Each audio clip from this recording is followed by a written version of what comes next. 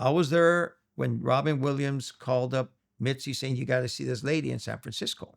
So Mitzi asked me, can you drive me to San Francisco? Me, Argus Hamilton, Taylor Negron, we drove to San Francisco to meet with Robin, and then Robin took us to see this lady.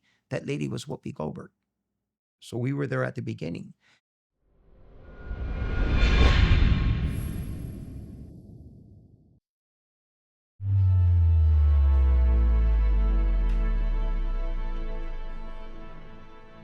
Through the pain that, I don't want to call it suffering, but of losing two brothers, you made a transition from, in your later life, from that into comedy. Well, I never really wanted to do comedy. I get a job at the Comedy Store as a mechanic. Then I became a driver. So I would always watch the comics. Paul Rodriguez was barely coming up. We lost Freddie Prinze from suicide. Then I started doing comedy. And then one day, the owner of the Comedy Store, Mitzi Shore, tells me, why don't you do a Latino night? I started doing Latino de la Noche. That was the first Latino room ever around. And prior to that, if you were Latino and went to another place, midnight, 1 o'clock, you might get a spot and the room's empty. Mitzi gave me a room on a Sunday, and I packed that room. So much talent came out of the woodwork.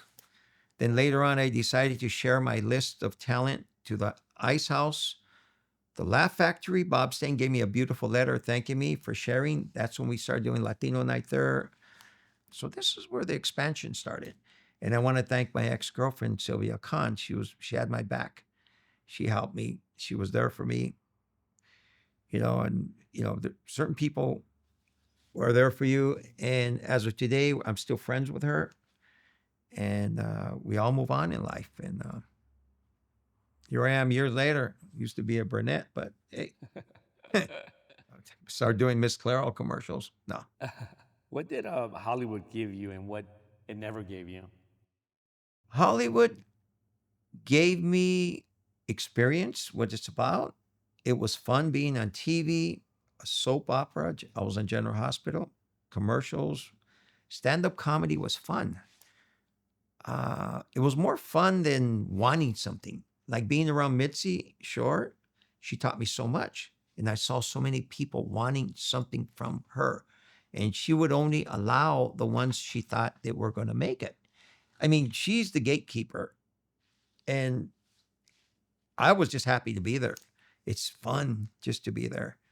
When you want something, I don't know how to say it. It's just like when you want something that you can't have and you don't earn or you don't have the talent. Some people are just gifted with talent. You look at Robin Williams. Boom, boom, boom. Jim Carrey, the Wayans Brothers. These are talented comics, and they made it. And that's their journey. They're supposed to be there. If they do anything other than that, it's on them. But they made it to that level. I still respect them. Jamie Foxx, and you say Jamie. Look at him. And still today, still funny guy, still a good guy.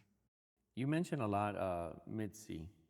For those of us that we don't know who she is, can you share a little bit of stories on who she was? So Mitzi and her husband, Sammy Shore, opened a Comedy Store, I think back in the 70s. You could correct me if I'm wrong. And Sammy was a Vegas comedian. He used to open for Elvis. If you look at some of the old marquees, you see Sammy Shore. That is Pauly Shore's mom. And Pauly, we know Pauly from MTV. He's done several movies. And he had a brother named Peter, Sandy, and Scotty. But she's, I would say that one of the queens of comedy that created a lot of the big names. If you would walk into her office, you would see pictures like of John Wayne when he used to do stand-up, Cheech Chong, David Letterman. I mean, it's like she has a big, I would say, alumni that started her. I was there when Robin Williams called up Mitzi saying, you got to see this lady in San Francisco. So Mitzi asked me, can you drive me to San Francisco? Me, Argus Hamilton, Taylor Negron, we drove to San Francisco to meet with Robin, and then Robin took us to see this lady. That lady was Whoopi Goldberg. So we were there at the beginning. After that, she brought her back to the comedy stars, started doing showcases. Boom, she blew up. That's one of her stamps nobody talks about. So you had a lot of those secret stories that no one was able to share. But was there a time that you felt that it was not even real? Like you had to pinch yourself. Like how did a kid from Boyle Heights ended up in Hollywood? You know, it's like I don't see that until later when I'm actually calmed down. Like when the dust clears, I'm like, I have this, I did this, I did this. And I'm like, I actually did something, you know? It's like you forget about it because you're in that pace. Boom, boom, boom, boom. It's like a hustle. And you've done things. And like I mentioned once, I go, if I didn't get let go from General Hospital, I would have probably been in a different level. But you know, at that time, I had to raise two little girls, and I have no regret. I end up with two healthy little girls that are married now with my grandkids, and I guess that was my path.